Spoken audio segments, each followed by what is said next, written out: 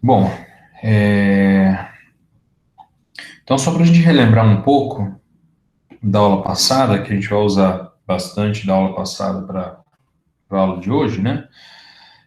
O objetivo era demonstrar a continuidade ah, dessa função aqui, né? Φ t t0 x0. Quem era essa função? Então a gente, como hipótese, a gente considerava um problema de Cauchy, a gente assumia que para cada ponto ou condição inicial do domínio o problema de Cauchy tinha uma única solução maximal, né, definida nesse aberto aqui. A gente construía esse domínio D como sendo o conjunto dos pontos T, T0, X0, tais que T0, X0 são pontos do nosso domínio, do problema de Cauchy, né? T0, X0 está em U, e T pertence ao intervalo maximal da solução, né? Então, quando a gente tinha essas hipóteses, essa questão da unicidade, né, a gente conseguia definir essa função φ de t, t0, x0, né, no nosso domínio D, tal que esse mapa aqui, fixado T0, X0, né? Esse mapa aqui, que associa um T a φ de T, T0, X0, é de fato a solução maximal do nosso problema, né? Então, aqui o que eu estou falando é que essa curva aqui, T, φ, T, T0, X0, pertence a U, isso para todo tempo no intervalo maximal de solução, I de T0, X0, e também para todo T0, X0 em U, a gente está fixando T0, X0 aqui.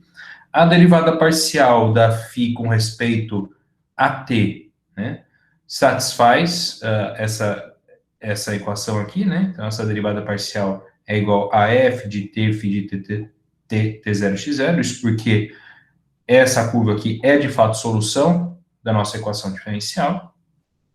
E aqui eu estou fixando quem que é a condição inicial, né? Então, φ de t0, t0, x0 é igual a x0, né? Então, essa nossa notação é sempre bom a gente ter em mente o que ela quer dizer, né? Então, nesse começo aqui, a gente repete um pouco, mas depois a gente vai esquecer de voltar aqui essa aula, né? Então, vamos já internalizar aí essa notação.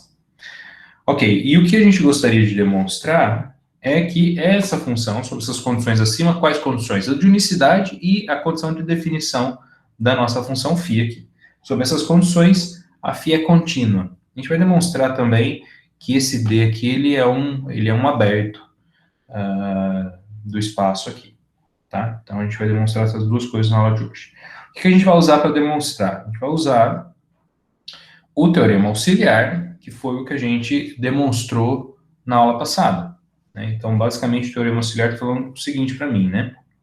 Eu tenho um aberto de R cartesiano RD, e eu tenho uma sequência de funções aí definidas em U, né? Fn e F0, para as quais eu assumo que a restrição da Fn a qualquer compacto K converge para a restrição da F0 para qualquer compacto K.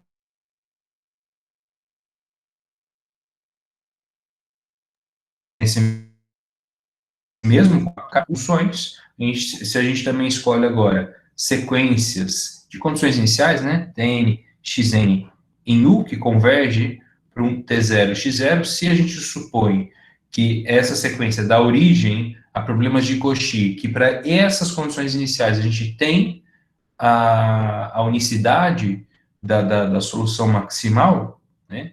Então, o resultado é o seguinte, que para qualquer aberto, qualquer intervalo fechado, dentro do intervalo maximal de solução,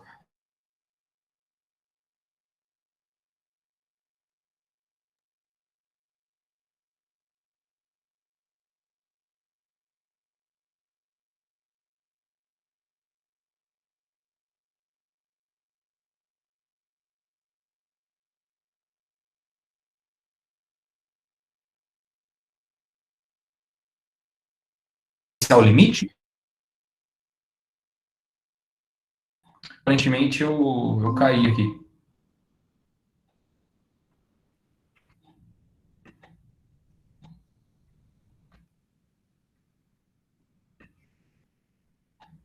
Vocês estão me ouvindo, pessoal? Sim, agora sim. Ok, Agora sim. tá. Vocês devem perceber que eu estou em outro lugar, né? Eu não estou na minha casa hoje. Então, talvez tenhamos alguns probleminhas de conexão, mas tudo bem. Bom, então, para cada intervalo fechado A, B, dentro do intervalo maximal de solução da minha solução limite, né? Eu consigo um natural, tal que, a partir desse natural, esse intervalo, a princípio contido em zero, vai estar contido em todos os INs, ok? Para todo N maior que N de AB, e se ele está contido, então eu posso me perguntar sobre a convergência dessa restrição aqui, né? Então, o resultado que a gente tem é que a restrição da Φn converge uniformemente para a restrição da Φ0 em AB, ok? Então, a gente vai usar esse teorema auxiliar aqui para demonstrar o resultado de continuidade das soluções, ok? Então, esse aqui, vamos dizer assim, é a versão completa do enunciado do nosso teorema. Então, a gente tem aqui U, um aberto de R cartesiano RD, F de U em RD, uma função contínua, e agora aqui o que eu vou assumir é que para cada T0, X0 em U, esse problema de Cauchy aqui admite uma única solução maximal definida nesse aberto. Então, a gente vai usar o teorema auxiliar. Aqui no teorema auxiliar, a gente assumiu a unicidade não para todas as condições iniciais, tá? A gente assumiu unicidade para as condições iniciais tomadas nessa sequência. É a única coisa que a gente precisava. Aqui não. Aqui a gente está assumindo unicidade para quaisquer condições iniciais. Por quê? Porque eu uso essa unicidade para construir a nossa função φ, tá? Então, só para a gente não se confundir aqui.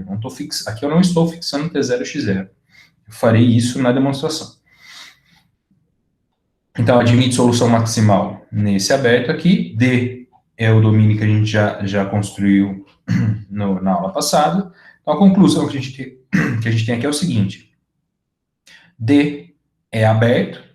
D é aberto de R. Isso aqui está contido em R cartesiano U, né? Então, D é um aberto desse espaço aqui. E essa função aqui, que é a função que a gente já definiu, né? Que é a solução maximal de 1, quando a gente olha isso daí como uma função só em t. Então, essa função φ aqui, ela é contínua. Então, vamos demonstrar isso daí.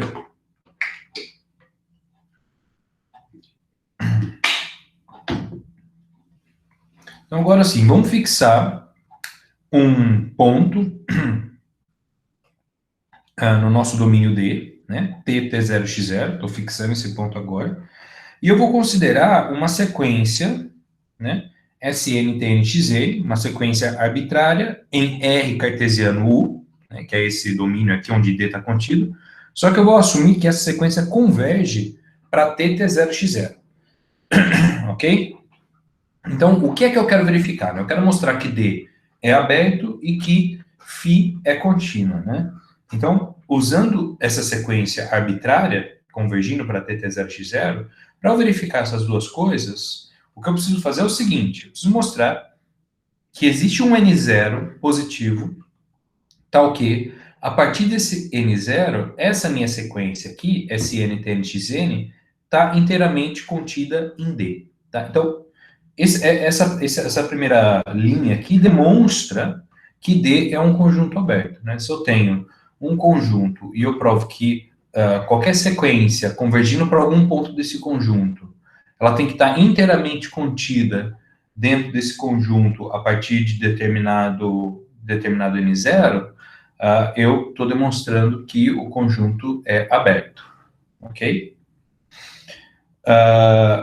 E, né, agora eu vou usar a definição aqui de sequencialmente contínua, né? Se o limite da φ de STNXN for igual a φ de TT0x0, né? Para qualquer sequência satisfazendo essa convergência, eu também vou obter que a minha função φ, ela é uma função contínua, tá bom? Ótimo. Então, o que a gente vai fazer aqui é aplicar o teorema auxiliar nesse problema de Cauchy, né? Então, eu estou fixando essa sequência. Em particular, eu tenho fixado a sequência Tn, Xn, que é uma sequência de pontos no domínio da minha equação diferencial, né? E eu vou considerar essa sequência de problemas de Cauchy. Então, observe que aqui eu estou fixando o meu f, tá? Não tem problema nenhum. E eu estou variando simplesmente as minhas condições iniciais, né? Então, eu tenho Tn e Xn aqui. Então, vamos dizer que eu estou mais ou menos nas condições do teorema auxiliar. A única diferença é que o meu Fn é constante aqui para todo I, tá? É igual a F para todo I. Então, e observe que a gente está nas hipóteses do teorema auxiliar, porque, por hipótese, eu tenho que esse problema de Cauchy aqui, ele tem solução maximal única para todos os pontos, para todas as condições iniciais do meu domínio, né? Então, Tn e Xn são condições iniciais do meu domínio. Então, eu tenho, de fato, unicidade da solução maximal, tá? A outra hipótese que a gente tinha aqui é a hipótese de convergência da nossa sequência de funções Fn. No entanto, na nossa situação, essas funções aqui, elas é uma sequência constante, né? Então, a gente também tem essa hipótese aqui. Ok. Então, eu vou chamar de φn, definida nesse intervalo aqui, IN, a solução maximal de 2, que é o que a gente faz aqui no nosso teorema, né? A gente tem essas φn's aqui, que são as soluções maximais desse problema de Cauchy, e vou aplicar o teorema auxiliar. Antes, a gente só observa o seguinte, né? Eu posso reescrever essa função φn aqui na nossa notação, né? Usando a minha função φ. Por quê? Porque eu tenho, de fato, unicidade de solução, né? Eu sei o quê? Eu sei que φ de t, tn, xn é solução desse problema aqui, com condições iniciais tn, xn, né? Então, essa nossa φn, ela é, de fato, ela coincide com a φ de tn, xn, tá bom? E mais, né? Como φn é a solução maximal e eu tenho unicidade de solução maximal, a minha in coincide com I de tn, xn, nessa notação aqui que a gente colocou no enunciado do teorema, tá? Então, de fato, eu estou considerando o φn como sendo solução maximal desse problema de Cauchy, mas eu já introduzi uma notação que fala qual é a solução maximal de um problema de Cauchy geral, simplesmente variando as nossas condições iniciais, tá? Então, φn, de fato, é φn de t é φ de t, tn, xn, ok? Muito bem. Então, eu vou considerar agora A menor do que B, tais que esse nosso ponto T, né? Lembrando que o nosso T está fixado aqui. Eu fixei esse T no começo, né? E eu tenho agora Sn que converge para T, tá? Então, fixo A e B, tais que T pertence ao interior desse intervalo aqui, né? Desse intervalo aqui, né? Então, ao aberto A e B, que está contido no fechado A e B, que está contido no intervalo maximal de definição do problema de Cauchy com condições iniciais T0 e X0. Por que eu posso fazer isso? Porque T é, de fato, né? Se a gente volta aqui, né, eu estou tomando T, T0, X0, um ponto em D, né? Então, T, por definição do conjunto D, pertence a I de T0, X0. Como I de T0 e X0 é um aberto, eu consigo uma vizinhança compacta de T ali dentro, né? Então, é justamente isso que eu estou fazendo aqui. Estou tomando AB como sendo uma vizinhança compacta, né, um intervalinho compacto, que contém T no seu interior, né? Então, como Sn, né, Sn converge para T, lembrando aqui, estou tomando essa sequência convergindo para T, T0, X0. Então, em particular, Sn converge para T.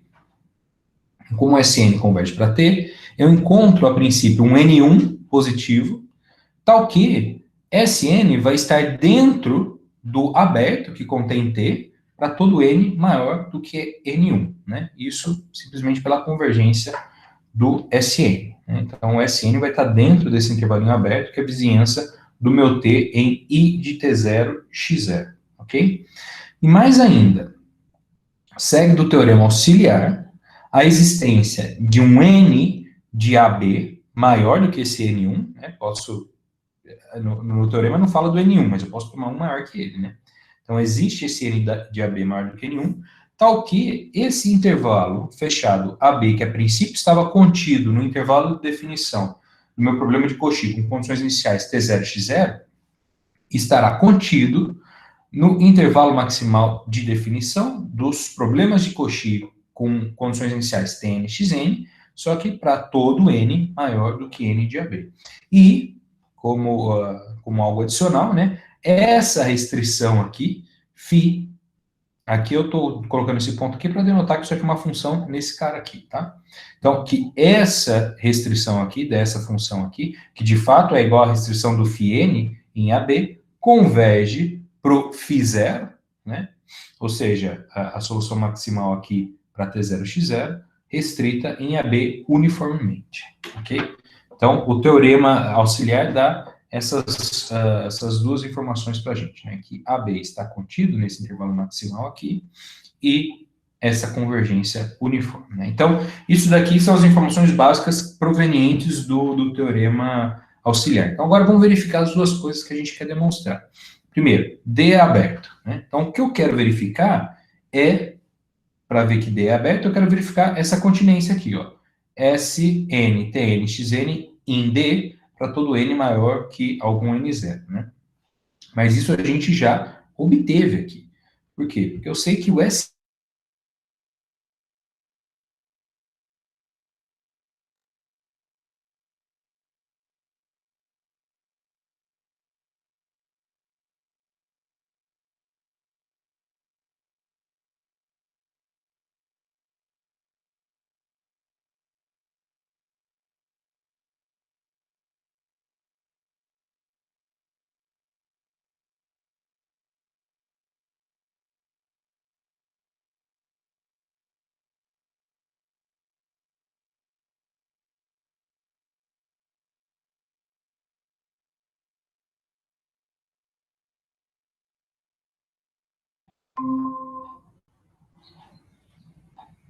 Voltei, pessoal.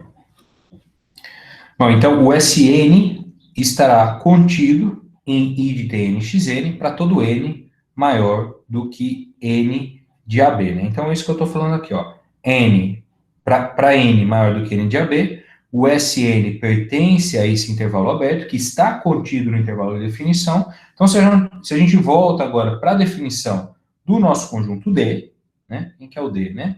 É T de T0, X0, tal que T0, X0 pertence a U, e T pertence ao intervalo maximal de definição, né? E é justamente o que a gente está provando aqui, porque Tn, Xn pertence a U, e o Sn pertence ao intervalo maximal de definição do problema de Cauchy com condições iniciais Tn, Xn, né? Então, S, Tn, Xn, de fato, pertence a D, ok? Então, aqui a gente fecha, conclui que D é aberto. Muito bem.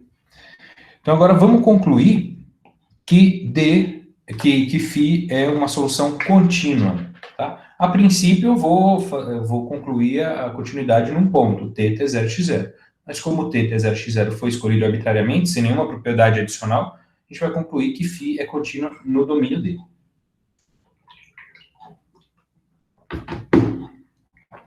Ok, então, de novo, vamos voltar aqui, o que a gente quer, que eu quero mostrar esse limite aqui, né? O limite de φ de Sn, Tn, Xn coincide, na verdade, com φ do limite desse cara, φ do limite do ponto, né? Então, eu posso comutar limite com a função para qualquer sequência convergente, sem somente ser a função, ela é contínua.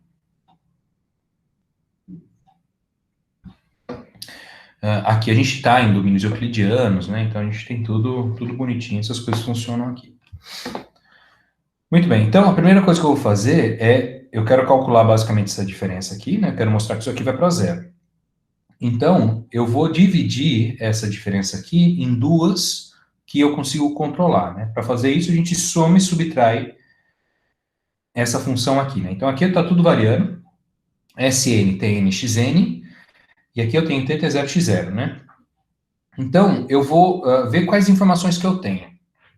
Eu quero demonstrar a continuidade da φ em D, né? Ou seja, nas 3 coordenadas. Mas eu já tenho continuidade na primeira coordenada. Eu sei que a φ ela é contínua na primeira coordenada. Né? Isso pela própria definição de soluções de equações diferenciais. Né? Então, a φ ela é contínua em T. Tá? Então, eu vou usar essa informação. Né?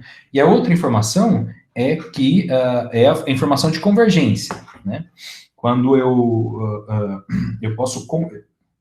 Que é a informação que eu tenho aqui, né? Que a φn converge, né? Como função agora na primeira coordenada, ela converge para φ0, né? Bom, então eu divido essa diferença aqui nessa soma, né? Então, isso daqui é menor ou igual que φ de Sn, Tn, Xn menos φ de Sn, T0, X0, ok? Então, aqui a gente utiliza a informação de convergência uniforme, e aqui eu tenho φ de Sn T0 X0 menos φ de T T0 X0. Então, aqui, ó, T0 X0 coincidem nas duas funções. Então, agora eu vou poder usar a informação de continuidade da minha função φ.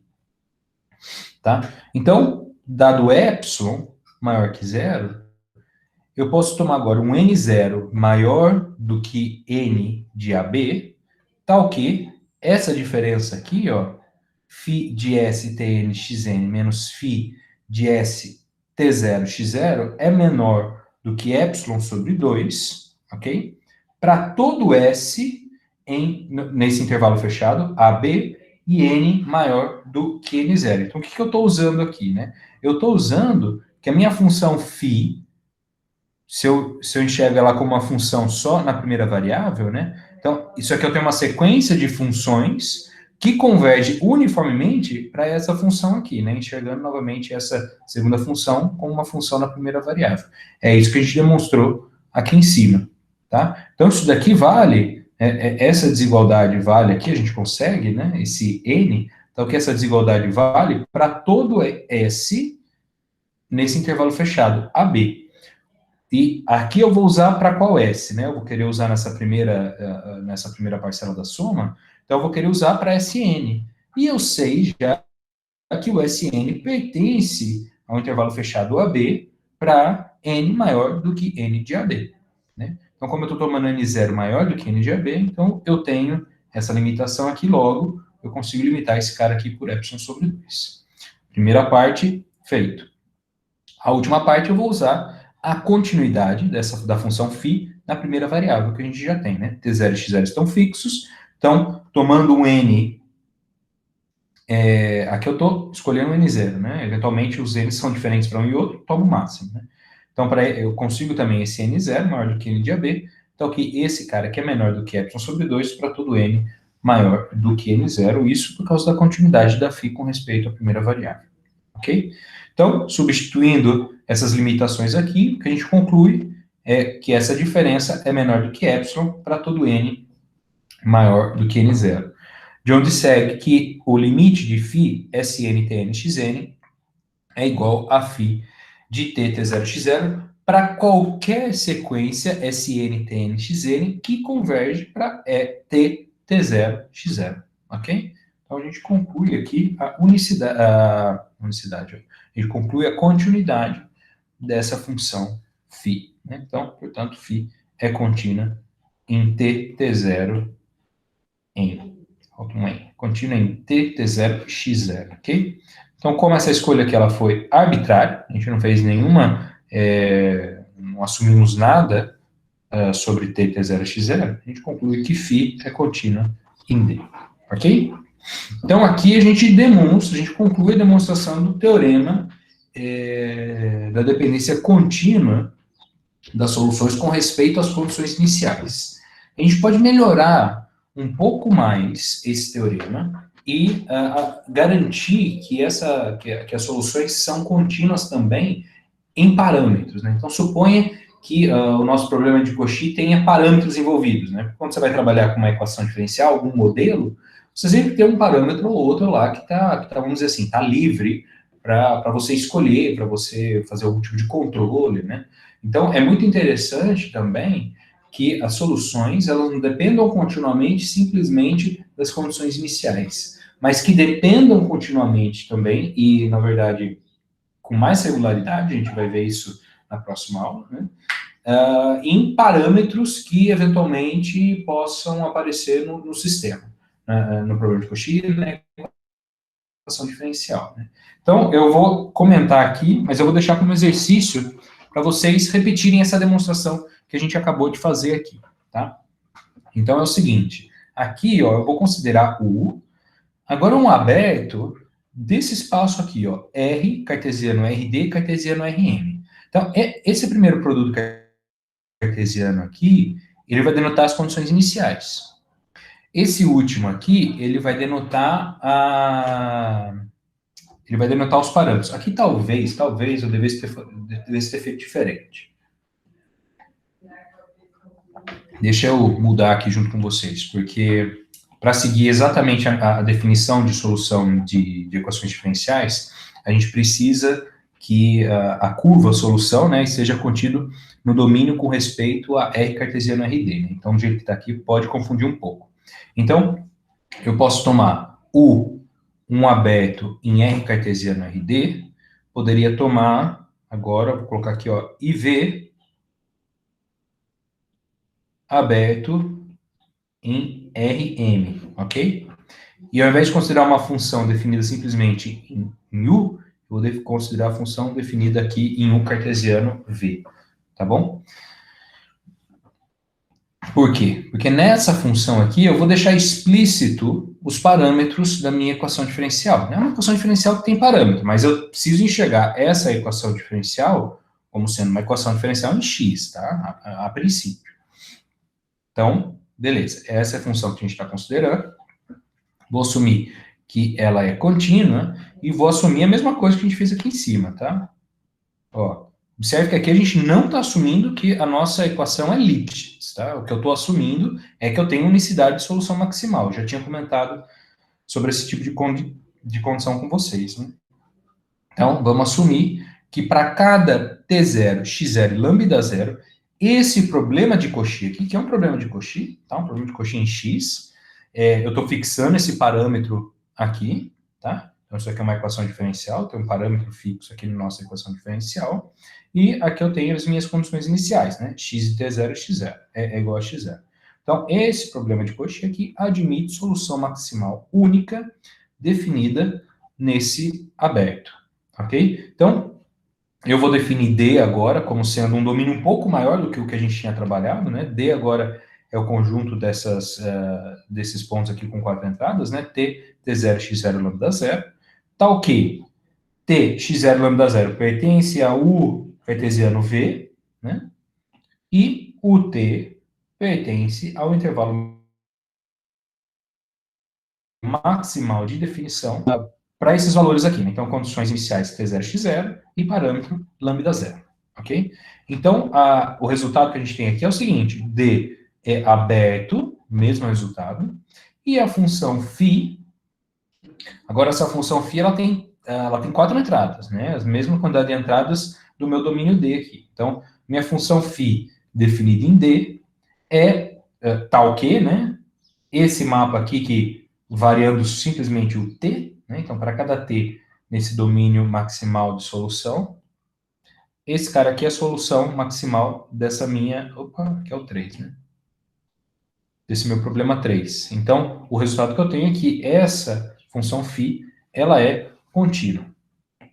Então, aqui, ó, só para a gente não se confundir, o que significa, vamos só frisar de novo aqui pela última vez, né, agora que apareceu o lambda zero. O que significa dizer que esse cara aqui, que associa um t nesse intervalo a essa função, é a solução maximal de 3, né? Então, de novo, aqui eu estou falando, ó, que t, φ, t, t0, x0, lambda zero, esse cara aqui, e é por isso que eu mudei um pouco a notação lá em cima, esse cara aqui pertence a U, tá? Para todo T pertencente ao intervalo maximal de definição aqui, ó. Opa, lambda zero. Primeira condição. Segunda condição, a derivada parcial. Então, d φ dt aplicado em t, t0, x0, lambda zero, é igual ao quê, né? Então, esse cara aqui, como função em t, tem que satisfazer a minha equação diferencial. Então, isso daqui é igual a f de t. A φ entra no lugar do x, né? Então, φ de t, t0, x0, lambda zero, mas não posso esquecer agora que eu tenho um parâmetro, né? Mas ela é solução da minha equação diferencial para lambda igual a lambda zero. Então, aqui é o lambda zero. Okay? E agora a condição inicial, φ de t0, t0, x0, lambda zero, é igual a quem? É igual à minha condição inicial, x0, lambda zero. Então, a φ, essa função φ com 4 entradas, tem que satisfazer essas 3 condições aí, para que de fato ela seja uma solução do meu problema de coxinha. Então aqui fica claro porque eu dividi o meu domínio aqui, tá? Porque eu preciso que essa curva esteja contida no domínio das minhas condições iniciais, T0 e X0, não de lambda zero, ok? Então, tá divididinho, agora tá tudo certo. Como que eu vou demonstrar esse cara aqui, né? Então, se vocês se lembram aqui do teorema, duas formas de demonstrar. Uma é repetindo a demonstração que a gente fez com algumas adaptações e usando o teorema auxiliar em toda a sua força, né? Aqui, para demonstrar esse cara aqui, a gente não usou toda a potência do teorema auxiliar, porque o teorema auxiliar permite que eu varie também a minha função f, né? E aqui não, a minha função f ela estava fixa, do jeito que eu construí o problema de coxinha, onde eu apliquei o teorema auxiliar, a minha função f estava fixa. Então, a gente pode usar agora o lambda, o nosso parâmetro lambda, para fazer variar essa nossa função f aqui, né? Então, eu poderia definir, né? Pega aí Sn, Tn, Xn, lambda n, né? Vou pegar uma sequência aqui em R, cartesiano U, cartesiano V, uma sequência que converge para T, T0, X0, lambda 0, né? Onde esse T, T0, X0, lambda 0 é um ponto fixo aí em D, né? Então, eu posso definir agora Fn, vamos definir Fn de Tx, Fn de Tx, né, exatamente como a gente tem lá no nosso teorema auxiliar, como sendo o F de Tx lambda n, ok? Vou definir dessa forma. E agora eu considero esses problemas de coxinha aqui, ó. Xn igual a Fn de Tx, x de Tn igual a Xn. Né? Aplica verifica as hipóteses do teorema auxiliar, aplica o teorema auxiliar e garante essas duas coisas que a gente garantiu aqui, né? Que essa sequência eventualmente está dentro de D, né? E que o limite desse cara aqui, né? Limite, então a gente quer o que a gente quer observar, o que a gente quer, né? Mostre que existe aí um N0 positivo, tal que Sn, Tn, Xn, lambda n pertence a D, para todo n maior do que n0, e que o limite de φ de Sn, Tn, Xn, lambda n, é igual a φ de T, T0, X0, lambda 0, né? Para qualquer sequência satisfazendo isso. Então, isso daqui seria, vamos dizer assim, uma estratégia para demonstrar esse teorema aqui, redemonstrar ele utilizando a ideia para demonstrar o teorema de continuidade. Existe uma outra uma outra forma de se demonstrar esse cara aqui, que talvez é a mais simples, e que, em geral, a gente faz antes de demonstrar o teorema de continuidade só nas condições iniciais, porque a gente reduz o caso, que é fazer algo mais ou menos semelhante àquilo que a gente fez quando a gente pegou, quando a gente fez redução de ordem, por exemplo. Né? Então, a gente mostra que eu posso desconsiderar os parâmetros construindo uma outra equação diferencial. Quer ver? Então, essa aqui é a primeira ideia, seria a ideia, vamos dizer assim, direta aqui, né? Mas outra coisa que a gente poderia fazer é transformar essa equação diferencial aqui, ó, f de t x lambda, aumentar ela. Eu posso considerar mais uma variável, quer ver, ó? Lambda linha igual a zero. Então, agora eu tenho também que x de t0 é igual a x0 e lambda de t0 é igual a lambda zero. Ok? Então, eu estendo a minha equação diferencial. Eu estendo esse problema de Cauchy. Eu considero lambda, né, eu faço com que o parâmetro se torne uma variável espacial agora da minha equação diferencial, né?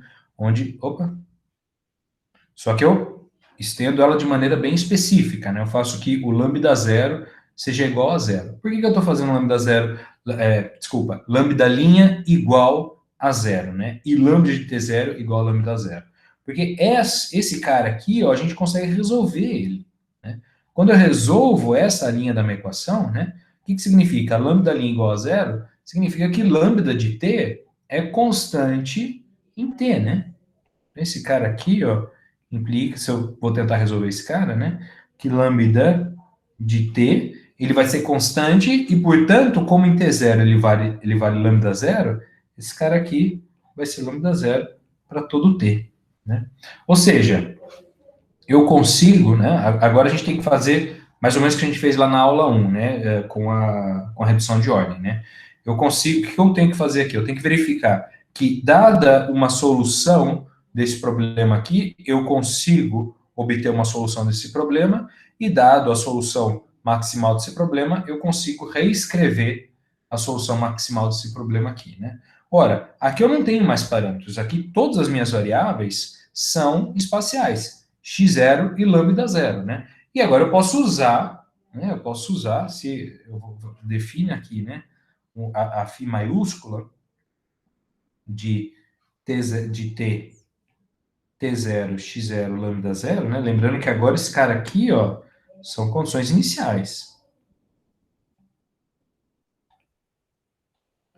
Condições iniciais espaciais, porque essa minha função φ, ela tem uma componente x e ela tem uma componente lambda, né? Isso aqui, esse cara aqui, ó, ele pertence a U cartesiano V, tá? Então, eu já sei, né, como aqui eu só tenho condições iniciais, eu já demonstrei que essa minha φ maiúscula, ela é contínua em t, t0, x0 e lambda zero, né?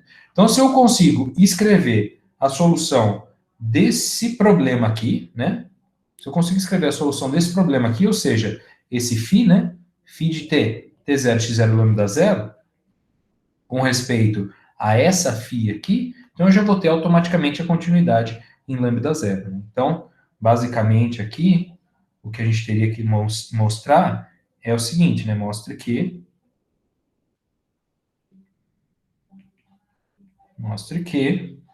a φ, vamos fazer o seguinte, ó, a φ, ela é igual à projeção, eu vou colocar aqui, ó, vamos colocar o seguinte, ó, projeção em x aqui, ó, da minha φ maiúscula, tá? Então, a minha φ maiúscula, ela tem uma componente em U, referente a esse componente x' aqui, e ela tem uma componente em V, referente a lambda, né? Então, eu vou mostrar que φ é igual, na verdade, à projeção na componente x da minha φ maiúscula, né? Como minha φ maiúscula é contínua em todas essas variáveis aqui, essa minha φ também vai ser contínua em todas as variáveis, em particular, a lambda zero. Tá? Então, isso aqui está como exercício, aqui tem duas estratégias de demonstração, ok? Então, vamos dizer, essa daqui seria a estratégia mais robusta, né? Vamos dizer, você começa ali meio que do zero, usa o mesmo teorema auxiliar para demonstrar, que a gente usou para demonstrar a continuidade com respeito aos parâmetros, para demonstrar a continuidade com respeito às condições, continuidade com respeito às condições iniciais, usa essa ideia para demonstrar continuidade com respeito aos parâmetros, ou essa estratégia aqui, que ela já é um argumento um pouco mais fino, no qual você consegue, de fato, reduzir e mostrar que não tem mais nada para ser demonstrado.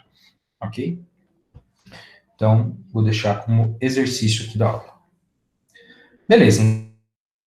Então, aqui a gente demonstrou continuidade das soluções com respeito às condições iniciais, e a gente quebra também com respeito aos parâmetros da nossa equação diferencial, né? Sempre, claro, que a minha f, veja que a minha f ela tem que ser contínua em t, x e lambda, tá? Então, dado que eu tenho continuidade em parâmetros, né, eu tenho continuidade das soluções com respeito a esses parâmetros nas quais eu tenho continuidade. Né? Por exemplo, se eu tenho um lambda que divide a minha equação em algum momento lá, então, sei lá, que a minha função não seja contínua para o parâmetro igual a zero, eu não vou poder recuperar a continuidade nesse valor da minha solução, ok?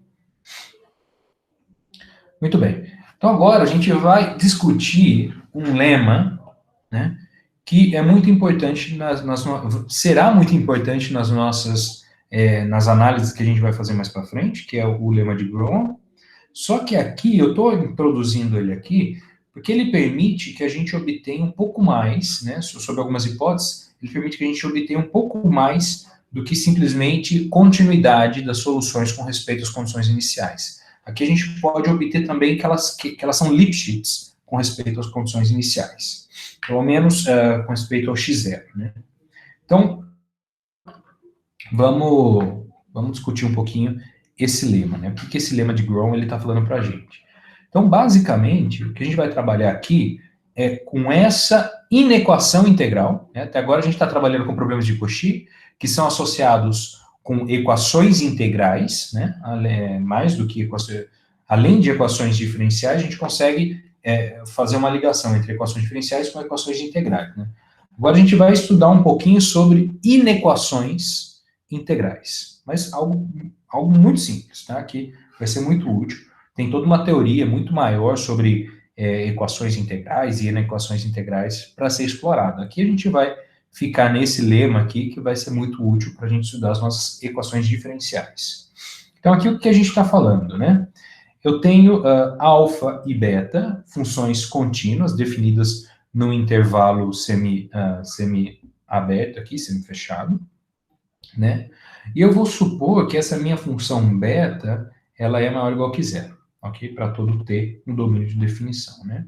Então, assuma que uma dada função u, né, uma u definida em i aí, uma função real, satisfaz essa inequação integral. Né? Então, veja só, u é menor ou igual que essa função dada alfa de t, mais a integral de 0 a t, de a a t, onde a é o extremo esquerdo aí do nosso intervalo de definição da u. Então, integral de a a t, de beta de s vezes u de s. Né? Então, aqui a gente não tem, de fato, uma desigualdade para u, né? A gente tem uma inequação, né? Porque o u aparece desse lado e o u aparece desse lado. E mais uma inequação integral, porque o u está dentro de uma integral, né? Então, eu estou limitando o u, a minha função u, por algo que tem relação com a integral da própria u. Né? Então, essas aqui são as hipóteses. O que o lema de Gromov faz é dar um jeito de arrancar a dependência dessa cota superior aqui com respeito ao próprio u. Né? Porque é difícil. Como que eu olho para isso aqui e eu verifico que a minha u é limitada? Né? Eu não consigo fazer isso. Por quê? Porque a u eu estou com a u desse lado, eu tenho o meu lado direito, a minha cota superior de u, mas depende da própria u. Então, eu não consigo limitações muito boas aqui, né?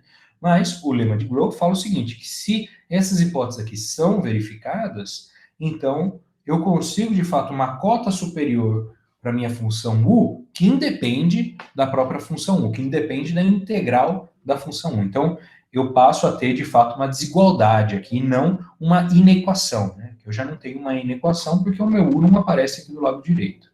Então, dado que isso aqui é verdade, eu consigo verificar que o de t é menor ou igual que alfa de t, mais agora a integral de todo esse cara aqui, né?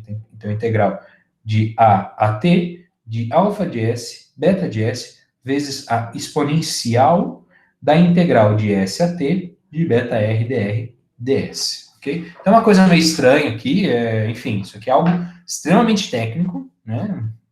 Mas que é muito útil para a gente. Vamos demonstrar esse lema aqui, então, né? Que essa desigualdade implica nessa desigualdade aqui. Então, a ideia aqui é simplesmente aplicar... aqui é cálculo 1, tá? Coisa bem simples. A gente vai usar, vou só colocar aqui em cima, para deixar marcado em algum lugar, registrado em algum lugar. A gente vai usar algo que a gente já usou aqui, mas não muito explícito, que é a regra de Leibniz para integração, né? Então, por exemplo, se eu tenho uma integral aqui, de a de t, b até b de t. Então, eu tenho que os extremos de integração dependem de t, né? E eu estou integrando uma função que depende de duas variáveis, de s e de t, né? Estou integrando esse cara aqui em s. Né? Então, suponha que eu queira derivar essa minha função aqui. Então, eu vou calcular d dt desse cara, né? Então, aqui eu tenho, como tudo está variando em t, tanto os extremos de integração quanto a função, quanto o integrando, né? Então, eu tenho uma regrinha aqui de como fazer essa derivada. Né? Então, basicamente, a gente tem o seguinte, isso daqui vai ficar a função f aplicado em s, desculpa,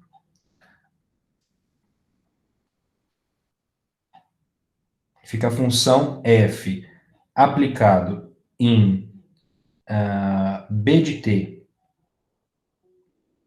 t, vezes a derivada do meu extremo superior de integração, tá? Então, substituo aqui em s igual a b de t, s é a variável de integração, né? Menos, então isso aqui para o extremo superior. Para o extremo inferior, eu preciso subtrair. Então, vai ficar f de a de t, b' de... desculpa. A' de t, mais... Agora eu preciso também derivar a minha função aqui dentro. Então, mais a integral de a de t, b de t, agora da derivada d dt, muito ruim aqui, deixa eu colocar, d dt, a minha função f, s de s, aqui é a integral de a de t, b de t, aqui ds, tá? Então, a gente vai usar essa regrinha aqui para, enfim, em alguns passos aqui, tá? Deixa eu fechar um pouco a cortina aqui, que...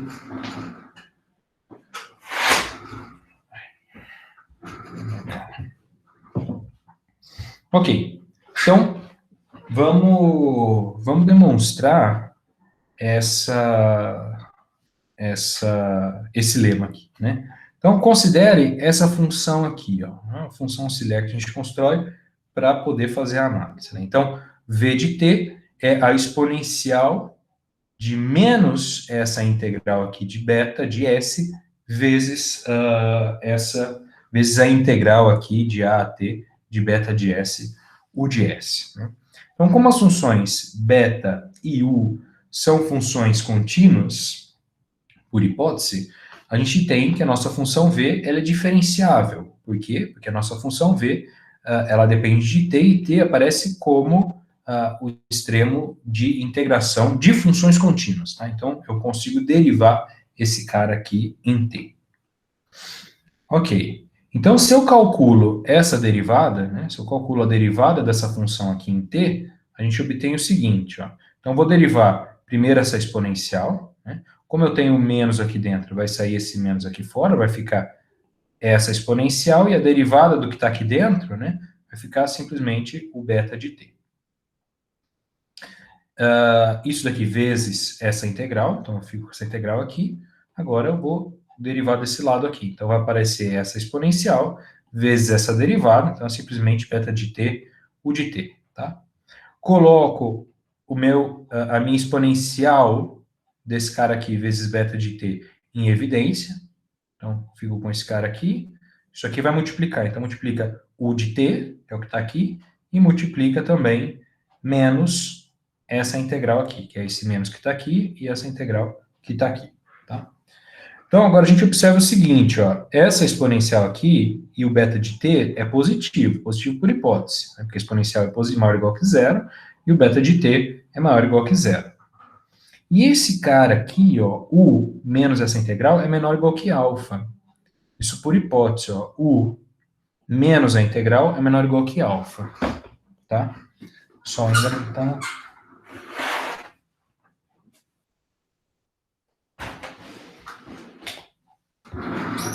Pronto. Ok, então esse cara é menor ou igual que alfa, esse cara é positivo, então eu posso substituir esse cara por alfa e manter a desigualdade aqui, né? Então isso aqui vai ficar menor ou igual que alfa, beta e essa exponencial aqui, beleza? Então, a gente tem essa primeira desigualdade aqui, a derivada da v menor ou igual que esse cara aqui. Então eu vou denotar w como sendo justamente a integral desse lado direito aqui da desigualdade, né? Então, w é igual a integral de a t, de alfa de s, beta de s, vezes essa exponencial aqui, ds. Então, a gente observa o seguinte, eu observo que w de a é zero, né? A hora que eu substituo a aqui é zero, porque eu tenho integral de a a a, e o v de a também é zero, né? Aqui dá 1, mas aqui dá 0. Então, eu tenho que w de a e v de a são funções que coincidem, vamos dizer assim, no ponto inicial, coincidem em a e mais, coincidem em 0, né? E eu também tenho que v' de t, que é o que a gente tem aqui, é menor ou igual que w' de t, porque quando eu derivo a minha função w, eu obtenho justamente esse cara aqui. Porque eu construí w como sendo essa integral aqui. Então, a derivada dessa função w, ela é um limitante para a derivada da minha função t, né? Então, o que eu tenho aqui é mais ou menos isso. Aqui está t. Então, eu tenho a minha função, as minhas funções w e v, que começam ambas no zero, né? O meu v', como a derivada é menor do que a derivada do que w, ela vem aqui para baixo, né? E a w, ela fica um pouco mais para cima. Eventualmente, ela poderia vir para cá, não tem problema nenhum, tá? Aqui não é o importante se elas são positivas e negativas. O que eu gostaria que vocês observassem é que essas duas condições e o fato da derivada de v ser menor ou igual que a derivada de w para todo o intervalo de definição garante que v é menor ou igual que w em todo o intervalo de definição, tá? A gente tem garantido isso daqui. Como elas começam no mesmo ponto e a derivada de uma é sempre menor ou igual que a derivada da outra em todo o domínio, então elas têm a desigualdade tem que ser carregada para a função e não ficar só na derivada. Como que eu verifico isso? Pode usar, por exemplo, o teorema do valor intermediário, que é o teorema do valor médio, tudo, qualquer coisa funciona aqui. Porque se eventualmente a função, é claro que uma começa embaixo da outra, né? Só, por exemplo, fazer as primeiras derivadas, escrever o primeiro termo da expansão de série de Taylor aqui, você já percebe que uma é menor que a outra. Mas se eventualmente uma fica maior que a outra, então você pode vir aqui, construir a função diferença entre as duas você vai ver que essa função de diferença eventualmente vai mudar de sinal, né? Então, se você pega, sei lá, sei lá, a delta de t aqui e faz com que isso daqui seja igual a w de t menos v de t, né? Então, essa função aqui, ela começa positiva e, eventualmente, ela muda de sinal, né? Como ela começa positiva e muda de sinal, então, em determinado momento, a derivada dela tem que ser zero, né? Detalhinho desse T chapéu aqui, tem que ser zero, né? E a partir daí, tem que mudar a inclinação, né? Então, é justamente aqui, quando essa inclinação fica negativa, que você obtém uma contradição aqui com essa desigualdade, tá? Então, só a ideia aqui para vocês, só para não ficar sem argumentação nenhuma, né? Então, o fato delas se coincidirem num ponto inicial e que a derivada satisfaz essa desigualdade aqui para todo t no nosso intervalo de definição, garante que v de t é menor ou igual que w de t para todo t no intervalo de definição, ok? Então, o que isso significa, né? Vou simplesmente substituir quem quer V e quem quer W, né? A gente tem que esse cara aqui, que é a definição do meu V, é menor ou igual que esse cara aqui, que é a definição do meu W, ok? Então, só manipulando, vou passar essa exponencial aqui para o outro lado, a gente tem que essa integral aqui é menor ou igual que essa exponencial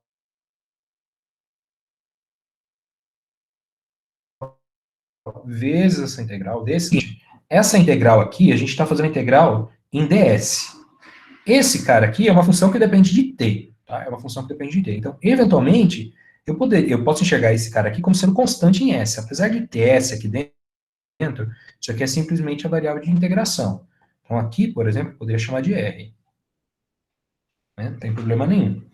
Então, esse cara, vamos chamar de s só para não confundir, tá? Então, esse cara aqui, como sendo uma função em t, eu posso jogar ele aqui para dentro, porque é constante em s. Né? Então, é justamente isso que eu estou fazendo aqui. E a partir do momento que eu jogo ele para dentro da integral, como ele é uma exponencial e aqui eu tenho uma exponencial, eu posso juntar essas exponenciais. É justamente o que eu estou fazendo nessa linha aqui. Ó. Então, isso aqui vai ficar integral de alfa de s, beta de s, vezes a exponencial desse cara que a gente tem aqui, então, integral de a t de beta de r dr, menos a exponencial desse cara aqui, integral de a a s beta de r dr. Tá? Então, como eu estou integrando uma mesma função com uma mesma condição no extremo inferior, né? Integral de a a t menos a integral de a a s, eu posso juntar essas duas integrais como sendo a integral de s a t de beta r dr, ok? Então, aqui eu simplesmente estou mantendo esse cara aqui desse lado. Né? Então, esse cara é menor ou igual que essa integral aqui. E agora a gente consegue concluir a nossa demonstração, porque o que a gente tem aqui, ó, essa integral aqui, veja que eu tenho, basicamente a gente concluiu, né? Por quê? Porque aqui eu tenho uma integral que depende de u, e aqui eu tenho uma integral que não depende de u, né? Que é justamente o que aparecia aqui, né? Então, é essa integral que não depende de u, eu vou substituir o que eu obtive aqui, né? E vou concluir a demonstração. Então, isso daqui é o que a gente tem por hipótese, conseguir uma limitação para essa integral aqui e substituo aqui, né? Então, o de t é limitado por essa função aqui, que não depende de u mais, ok? Muito bem. Então, fica demonstrado aí o lema de Gromov. Nas mesmas condições desse lema, né, quais condições? Né? Então, u é uma função que satisfaz essa desigualdade, alfa e beta são funções contínuas, beta é positivo. Né? Nessas mesmas condições, se eu assumo que alfa é uma função crescente, né? Crescente aqui, o que eu não estou falando de estritamente crescente, tá? Então, só para não confundir, eu coloquei esse comentário aqui, tá? Então, alfa de t maior ou igual que alfa de s, para t maior ou igual que s, tá? Então, se alfa é uma função crescente, então a gente simplifica essa cota superior aqui para u, tá? Então fica u é menor ou igual que alfa de t vezes essa exponencial aqui. Então, de novo, né? A demonstração é bem simples, é só manipulação, tá? Então, o que a gente tem é esse cara. A gente já tem esse cara aqui, né? O de t menor ou igual que alfa de t mais essa integral. Isso daqui o que que é? É a conclusão do lema de Grow, tá? Então, o que eu vou querer fazer agora é usar a informação extra de que alfa é uma função crescente para tentar simplificar essa integral aqui, ok? Então, a gente observa o seguinte, ó, beta de s vezes essa exponencial aqui é uma função positiva, maior ou igual que zero, porque beta é maior ou igual que zero e essa exponencial é maior que zero, né? E essa função aqui, ó, alfa de s, veja que s é um valor entre a e t, né? Então, em particular, s é menor ou igual que t. Então, pela hipótese de que alfa é crescente, eu tenho que alfa de s é menor ou igual que alfa de t. Então, posso substituir alfa de t aqui, ó. E o que eu ganho com isso? O que eu ganho com isso é que agora alfa não depende mais da variável de integração. Eu consigo tirar ela para fora da variável de integração, né? Substituo aqui, e aqui eu estou colocando o alfa para fora da variável de integração, né? Então, o de t passa a ser menor ou igual que alfa de t vezes 1 mais essa integral aqui. E agora, né, quando eu olho para o integrando aqui, eu vejo que isso daqui, na verdade, é a derivada de uma determinada função, né? Beta vezes a exponencial da integral de S a t de beta RDR é, na verdade, menos a derivada da exponencial da integral de S a t de beta RDR, né? Aqui aparece o menos, por quê? Porque a variável no qual eu estou fazendo a derivação aparece como extremo inferior da minha integral. Tá? Então, na hora que você aplica essa derivada e multiplica por menos 1, você obtém justamente essa expressão aqui. Ok? Então, a regra de Leibniz aqui, por exemplo. Então, esse menos pode vir aqui para fora, e eu tenho agora a integral de a a t de uma derivada. Tá? Então, é só aplicar o teorema fundamental do cálculo aqui, que vai ficar menos a exponencial, né? Vou pegar esse cara aqui e substituir no extremo superior de integração, tá com menos aqui por causa desse menos aqui, mais, porque eu tenho menos aqui, né?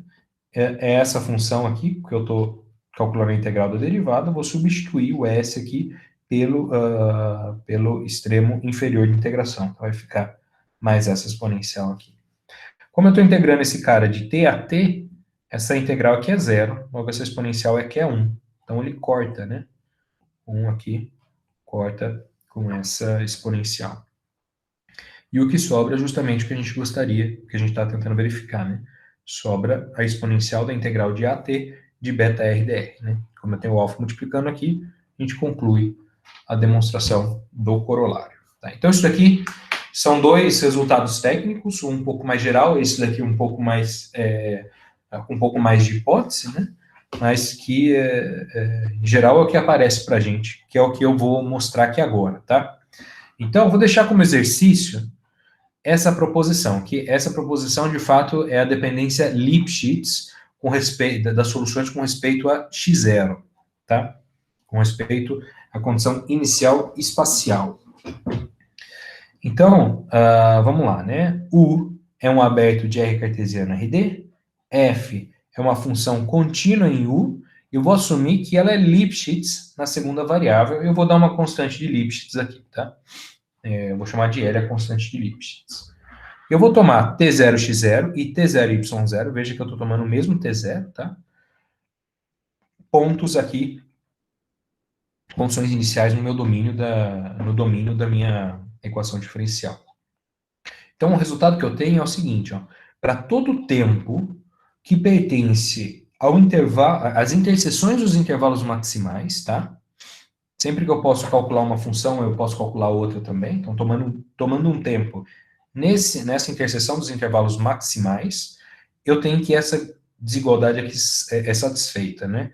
Então, a norma da diferença de φ t0x0 menos φ t0y0 é menor ou igual que essa exponencial aqui, ó, exponencial de lt menos t0 vezes essa diferença, ok? Então, você consegue, se for do interesse, né, a gente consegue majorar esse cara aqui e garantir que essa nossa função aqui é Lipschitz, pelo menos localmente, Lipschitz, vamos dizer aqui, na terceira coordenada. Não, terceira variável. É isso que a gente está verificando aqui. Então, para demonstrar essa proposição aqui, a gente usa o corolário do lema de Gromov, né? E a gente consegue um pouco mais do que simplesmente continuidade, dado que a nossa função é Lipschitz, a gente consegue um pouco mais do que continuidade das soluções com respeito às condições iniciais. Então, isso aqui já vai trazendo sei lá, um sentimento, né, de que as nossas soluções, elas são tão regulares quanto quanto a função que define o nosso problema de Cauchy ou a nossa equação diferencial, né? Então, equação diferencial contínua, eu tenho continuidade das minhas soluções. Equação diferencial Lipschitz, eu tenho lipschitzicidade das minhas soluções de determinada variável, né?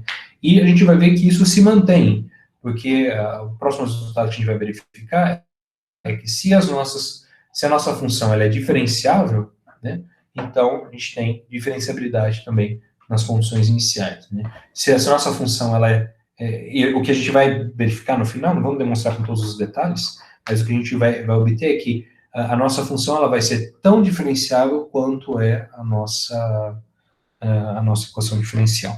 Ok? Então, para demonstrar, eu vou dar a ideia, basicamente, vou dar a demonstração, mas daí eu vou deixar os detalhes com vocês.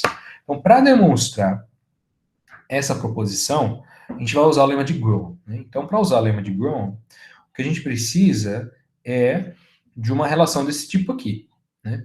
Eu preciso, o que eu quero limitar aqui é essa função, né? Então, já está um pouco claro que essa função aqui vai ser, né, o meu U vai ser justamente essa diferença aqui, que é contínua, etc. Em T, né? Opa. Então, φ de T, T0, X0, menos φ de T, T0, Y0, né? Então, essa função aqui, o valor absoluto, a norma, né? Toda ela, tá? Não é só o que está dentro, não. Porque o lema de Gromov vale para funções reais, né? Então, todo esse cara aqui vai ser a minha U de t, né? Fixados t0, x0 e y0, eu tenho essa função U de t. Então, eu quero encontrar funções alfa e beta, tal que U de t é menor ou igual que alfa de t, mais essa integral aqui. É isso que eu preciso fazer para daí aplicar o lema de Gromov. Então, né, para tentar identificar essas funções, eu vou usar o famoso teorema 2 da aula 1, né, que é associar equação diferencial com equação integral, né, que é sempre isso que aparece aqui para a gente. Então, esse cara aqui, ó, ele é igual a quem? Então, ele vai ser igual a x0, eu vou escrever primeiro quem que é a φ de t, t0, x0, né, então isso aqui vai ser igual a x0 mais a integral de t0 a t de f de s φ de s t0 x0 ds, né? Então, tem essa primeira relação aqui. Claro, né? Esse cara aqui, a φ, ela é solução, né? Enxergando a φ variando a t, a minha variável t, ela vai ser solução da minha equação diferencial. Então, satisfaz a relação integral como qualquer outra solução. Não é porque eu estou explicitando mais coordenadas aqui que ela não vai satisfazer, né?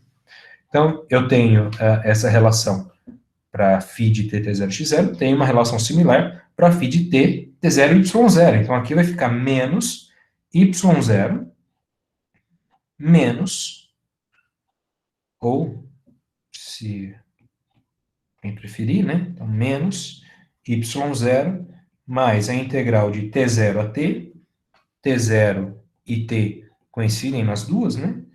De f de s φ de S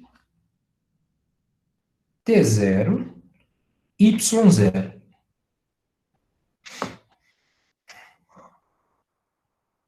Aqui, ds.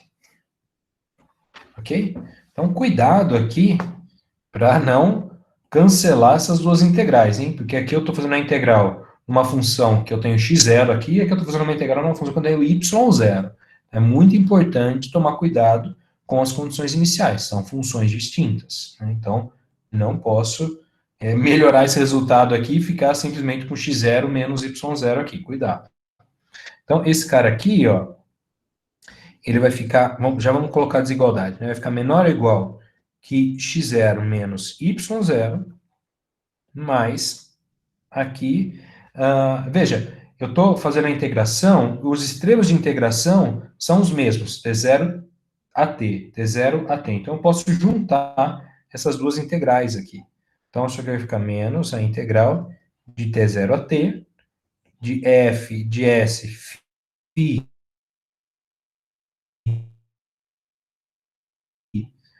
f de s φ de s t0 y0 ds. Jogo agora essa norma aqui para dentro da equação, para dentro da integral, desculpa. Isso aqui menor ou igual que x0 menos y0 mais a integral agora da norma de f de s φ de s t0 x0 menos f de s φ de s t0 y0 ds, né? O que eu posso usar aqui agora? Eu vou usar, né, porque o que eu quero, né? Estou quase lá, né? Veja que identifiquei uma função aqui que pode ser o meu alfa de t. Né? O de t é menor que 1 alfa de t, mais a integral de alguma coisa. Né? Então, o alfa de t já aparece um candidato aqui. O de t, vamos colocar em vermelho esse cara aqui. O de t, eu já tinha um candidato desde o começo, que é quem eu quero fazer de fato a desigualdade, e tenho essa integral aqui. Qual a propriedade que eu vou usar aqui? Eu vou usar agora que a minha f é Lipschitz na segunda coordenada. Né? Então, esse cara aqui é menor ou igual que x0 menos y0, mais a integral de L, t0 a t, vezes φ de S t0 x0 menos φ de S t0 y0 ds. Então veja que voltou a aparecer o meu U, agora o U de S aqui, e o meu L é o beta de S, que é constante. Ok?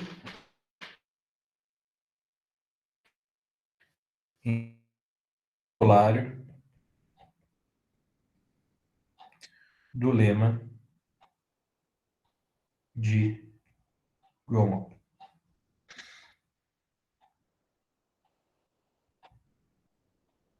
É isso aí. Então, aplica o corolário do lema de Gromov e conclui essa desigualdade aqui. Tá? Então, o lema de Gromov ele aparece no estudo aqui das equações diferenciais sempre dessa forma. Tá? Então, fiz mais ou menos aqui só para mostrar um V0 aí, na versão inicial, de como é que o lema de Gromov auxilia no estudo das equações diferenciais. Né? Então, você usa essa relação integral aqui que a gente tem com as equações diferenciais e consegue estimar norma de diferença de soluções, tá? Usando justamente essas propriedades aqui. Mas veja que eu tive que assumir que a minha equação diferencial, que a função que define a minha equação diferencial, era Lipschitz, tá? Para poder fazer aparecer o de S aqui de novo. Muito bem, então concluam a demonstração aqui desse exercício. Beleza, então a próxima, a gente já viu as dependências contínuas, né, com relação das soluções com respeito às condições iniciais, o próximo passo é verificar a dependência diferenciável dessas mesmas soluções com respeito às condições iniciais, né? Então, eu vou só fazer um comentário e demonstrar um lema técnico que a gente vai usar, e a gente vai demonstrar esse teorema aqui na quarta-feira. Então, vamos lá, né? Assuma, né, que U é um aberto de R cartesiano RD, e, novamente, F é uma função contínua em U, tá? E aqui o que eu vou assumir é um pouco mais do que Lipschitz-idade, um pouco mais do que simplesmente que a minha função F é Lipschitz na segunda coordenada. Eu vou assumir uma condição que a gente já viu que implica que a minha função é localmente Lipschitz na segunda coordenada, tá? Então, eu vou assumir que que a derivada da f na segunda coordenada, o que significa isso? Muita gente me perguntou, né? Então, é a derivada da f com respeito às coordenadas que estão aqui em RD, tá? Então, fixa esse cara aqui, eu posso olhar esse cara aqui, fixado a primeira coordenada, eu posso olhar essa D2f como sendo o jacobiano da função f com a primeira variável fixa, tá? Então, eu vou assumir que essa diferencial aqui, ela é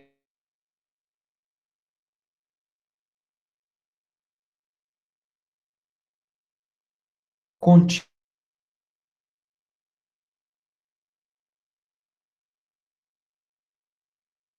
né? Que φt,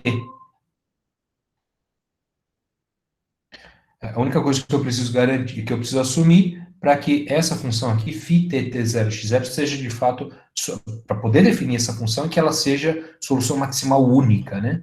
Do meu problema de Cauchy, que eu já escrevi lá atrás, né? Então,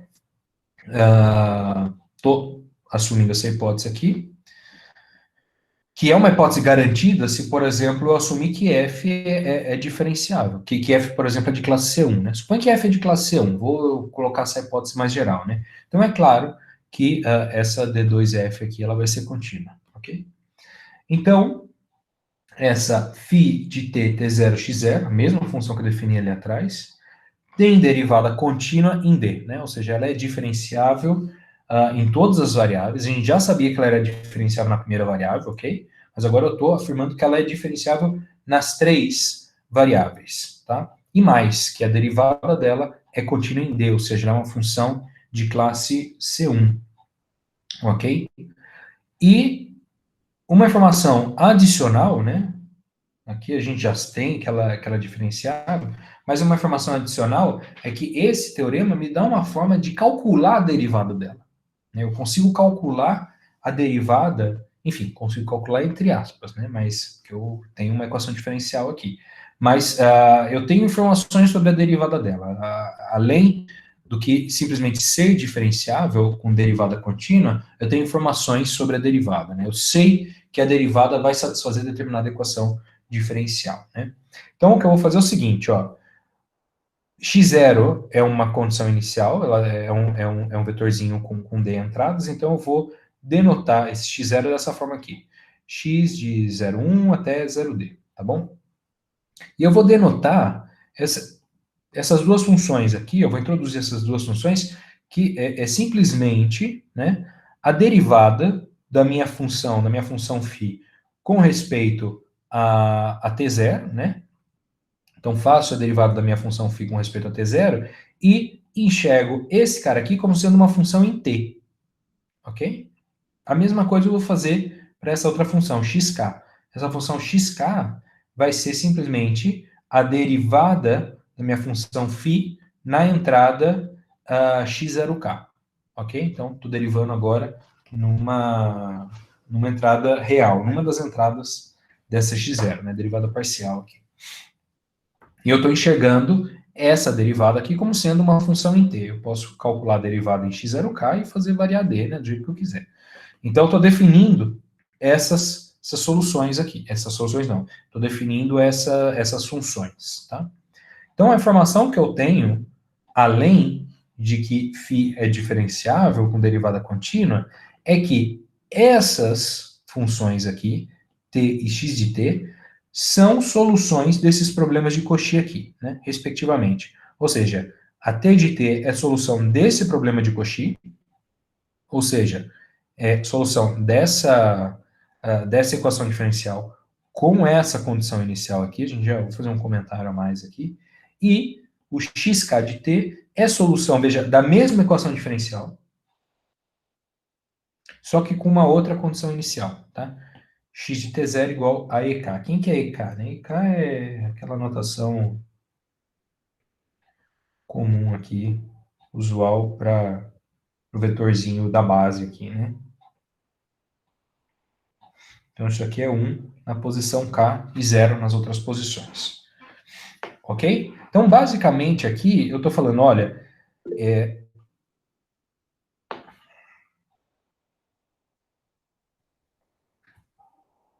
como que é? Edson, não seria apenas a derivada parcial em xk sem o zero? Em xk. Sem esse zero aqui? É isso, Edson? Se você quiser abrir o microfone, pode abrir. Não seria XK ou X0K varia também? Não, ó, o x0, eu não sei quem que é xk, tá? Mas o x0, ele é definido dessa forma. x01, x02, eu estou dando um nome para cada uma das coordenadas dele, tá? Então, eu estou fazendo a derivada da φ nessa coordenada específica, x0k, certo? Ah, tá. Então X0 não é fixo, no caso. X0 varia. O vetor inteiro varia, no caso. O vetor, A- sim, o vetor, é como, tudo está variando, t, t0, x0, né? tá, E eu beleza. estou calculando a derivada, esse cara aqui, você poderia enxergar ele um pouco maior aqui, né?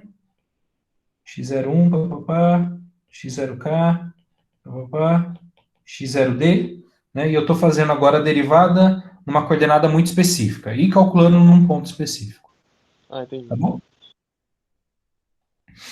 Ok. Então, eu tenho que essas funções aqui, elas satisfazem esses problemas de Cauchy. Isso aqui vai ser muito importante para a gente quando a gente estiver estudando fluxo.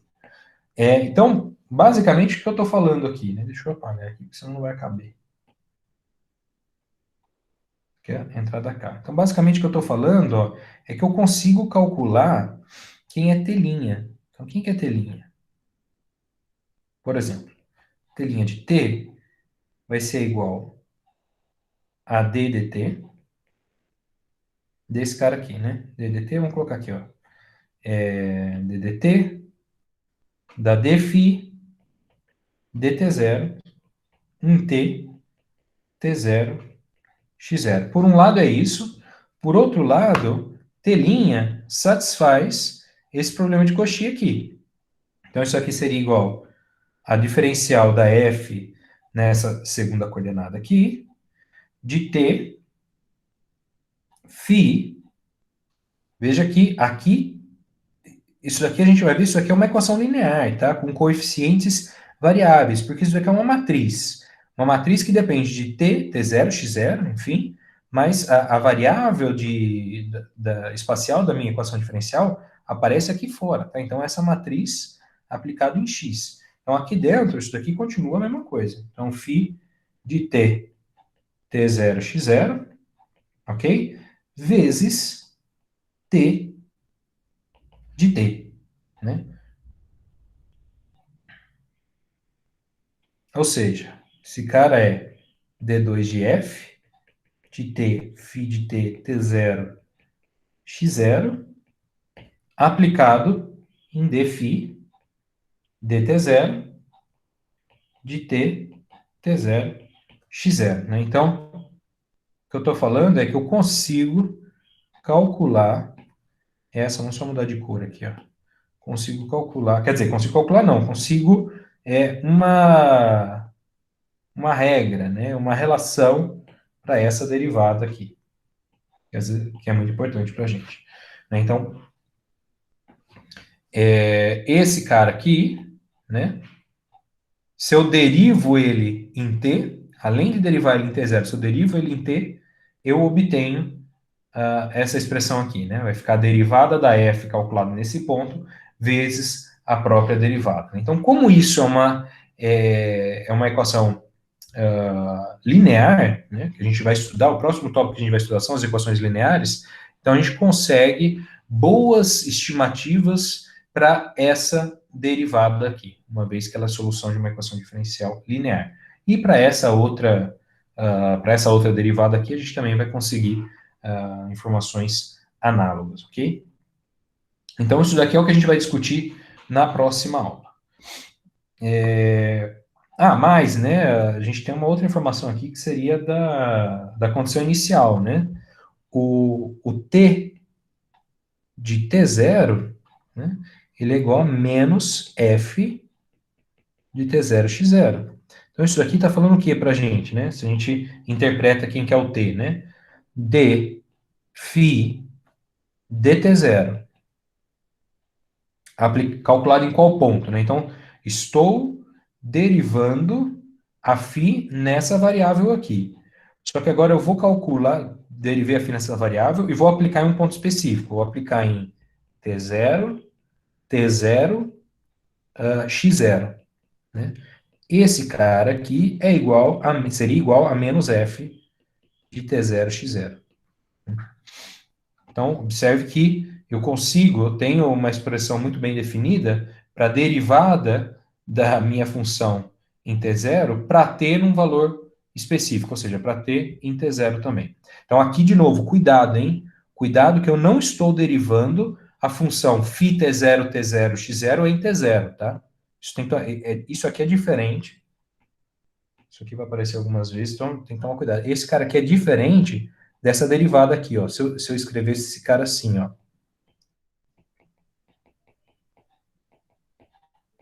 Tá? Isso aqui eu estaria enxergando a minha função φ T0, T0, x0, e daí calculando essa derivada em T0. Tá? Aqui é diferente. Eu estou calculando a derivada da φ em T0, e daí aplicando essa derivada num ponto específico, T0, T0, x0. Tá? Então, tem que tomar cuidado com a notação aqui.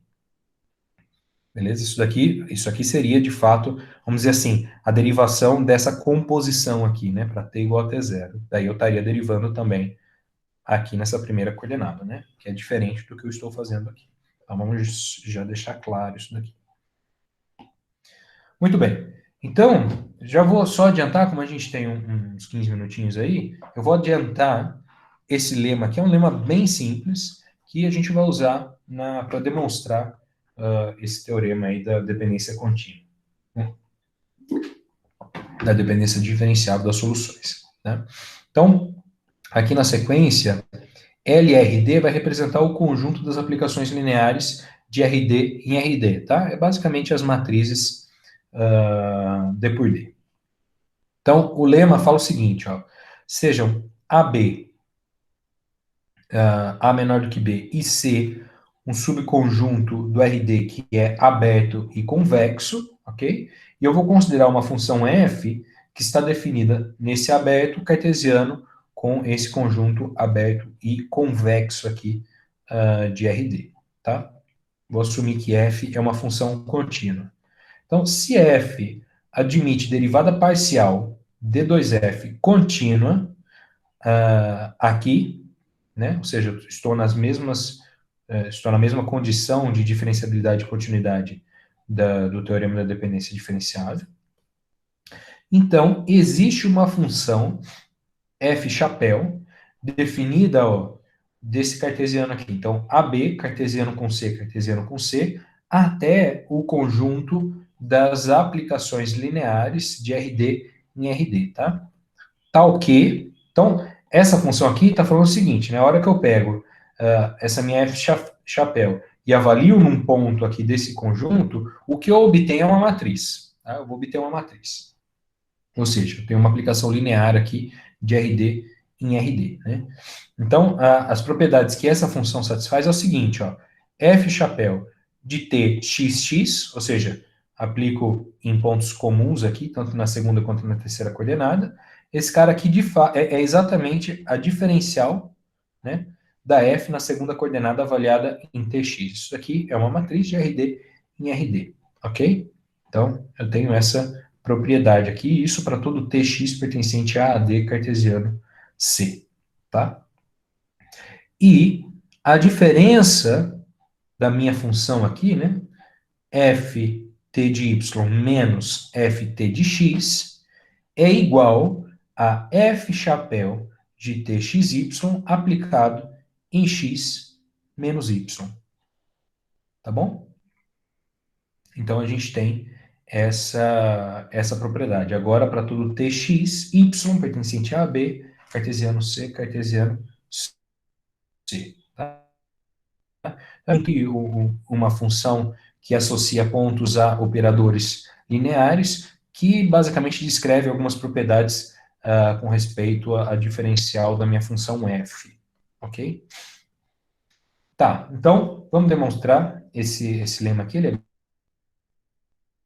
simples. Uma vez que C é um conjunto convexo, eu tenho que, para todo, né, txy pertencente a esse conjunto aqui, essa combinação, né, essa combinação linear aqui de y e x, continua dentro de C. Tá? Então, xy pertence ambos a C. A hora que eu faço essa combinação aqui, por definição de convexidade no meu conjunto C, eu tenho que essa combinação está em C para todo θ pertencente a 0,1, ok? Então, eu posso definir, se está em C e minha função ela é definida em C, né, eu posso calcular a f de t θy mais 1 menos θ vezes x, né, porque tudo esse cara aqui está no domínio da f. Então, eu vou definir a minha f chapéu de txy como sendo a integral de 0 a 1 da derivada da f na segunda coordenada, avaliado nesse ponto aqui, né? Eu estou integrando todo esse cara aqui em θ, tá? Variando θ de 0 a 1. Então, essa aqui vai ser a cara da função que a gente vai utilizar. Se vocês se lembram, quando a gente estava demonstrando acho que o teorema de Peano, a gente definiu uma sequência de funções lá que usava aquelas funções molificadoras, né? E que a expressão da função molificadora, ela era estranha, né? Porque aparecia integral de uma exponencial de 1 sobre não sei o quê, blá, blá, blá. Só que, no final das contas, a gente não utilizava a cara da função. A gente só utilizava as propriedades provenientes dela. E aqui, esse lema tem mais ou menos essa mesma ideia aqui, tá? Porque eu vou precisar de uma função f chapéu que satisfaz essas duas propriedades, eu tenho uma candidata explícita para essa função f chapéu, mas eu não preciso carregar a expressão dela na demonstração, basta eu saber que existe uma função f chapéu que satisfaz essas duas propriedades aqui, é isso que a gente vai usar na próxima aula, tá? Então, só para ninguém ficar pensando, por que eu estou introduzindo esse lema aqui? Simplesmente para não ter que carregar a definição da função f chapéu, da mesma forma que a gente fez com as funções modificadoras lá. Ok, então, vamos observar o seguinte, né? Quando eu calculo f chapéu de tx, né, que eu tenho aqui, então isso daqui vai ficar justamente a integral de 0 a 1, né, dessa derivada aqui, e o que vai ficar aqui dentro, como eu estou colocando x aqui, vai sobrar simplesmente a d2f de tx, ok? Porque o θ vai embora. Vai ficar θx menos θx, tá? Então vai sobrar só o x aqui por conta desse 1. E esse cara agora não depende de θ, né? Então ele pode sair para fora aqui da integral. E eu tenho a integral de 0 a 1 dθ. Então isso aqui vai ficar simplesmente d2f de tx, que é justamente o que a gente tinha aqui. Ok? Então, vamos verificar a última propriedade aqui. Vamos definir para isso, né? Vamos definir a g de θ como sendo a f aplicada nessa combinação linear aqui. Eu posso fazer isso daqui porque o domínio da f é um domínio convexo. Tá? Então, por um lado, a gente tem o seguinte, ó, g de 0 é igual a f de tx, né? Estou aplicando θ igual a 0 aqui, vai sobrar só o x. E g de 1 é f de ty. Então, na hora que eu aplico 1 aqui, esse cara vai embora e fica só o y. Tá? E por outro lado, se eu derivo essa minha função θ, ela é diferenciável por quê? Porque é diferenciável em θ, né? Porque θ só aparece aqui na segunda coordenada. E eu já assumi que f é diferenciável na segunda coordenada. Então, a hora que eu derivo essa função aqui, g' de θ vai ficar derivada da composição, né? Então, Então, a D2F aplicado nesse ponto aqui, vezes, né, aplicado, né, na derivada desse cara que estava aqui dentro, derivada em θ, né? Então, isso aqui vai ficar, como é linear em θ aqui, vai ficar simplesmente y menos x, ok? Então, G' é igual a essa aplicação linear aqui, aplicado nesse vetorzinho aqui. Então, como consequência disso, eu posso usar aqui o teorema fundamental do cálculo para obter uma expressão para essa diferença aqui, né? F de Tx menos F de Ty é justamente G1 menos G0, tá? G1 é F de Tx, Ty, e G0 é F de Tx. G1 menos G0. G1 menos G0 é igual à integral de 0 a 1 de G' de θ, né? Quando eu faço essa integral aqui de G', aplicando o teorema fundamental de cálculo, vai ficar G de 1 menos G de 0. Então, eu tenho essa igualdade aqui.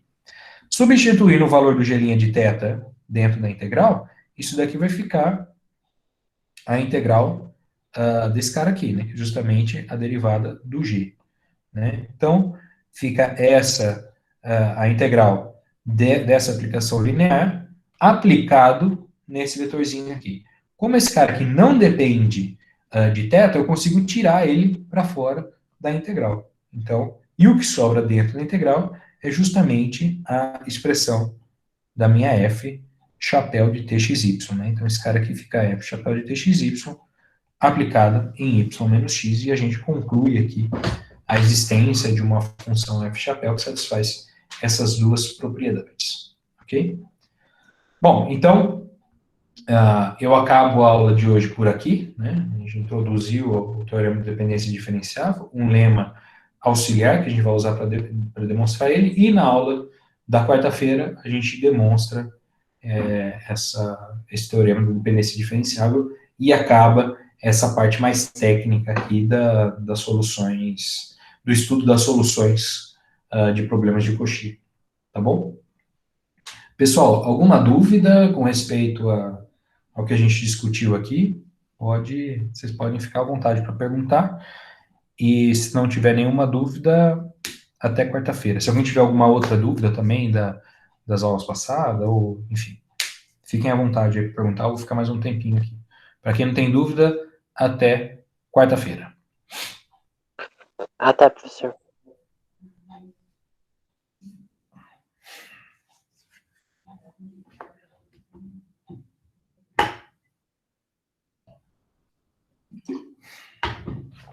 Se ninguém tiver nenhuma dúvida oficial, eu vou parar a gravação.